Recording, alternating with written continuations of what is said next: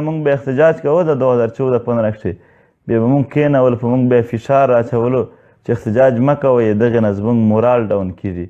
دوی زموږ په وینو باندې مورال جوړوو. نن خلک وایي په فوج او ادارو پسې خبرې مه کوئ، په طالبانو پسې خبرې مه کوئ. وروره زما ژوند ختم کېږي، زه د ژوند خبره کوم او ته د مورال خبره کوې. دا څنګه مورال دی چې زما په وینو زما په بېعزتي جوړېږي؟ ته راته وایې زموږ د مورال خیال وساته.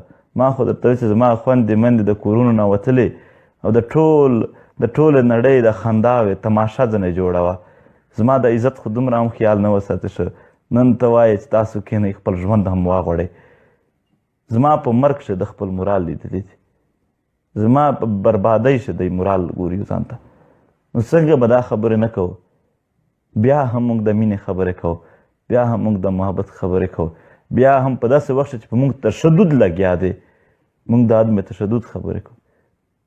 خلک موږ ته راشي وایي تاسو پوره امنه شئ هغه شئ.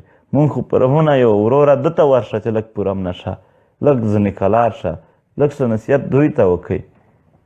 برباد یې که پښتون قام.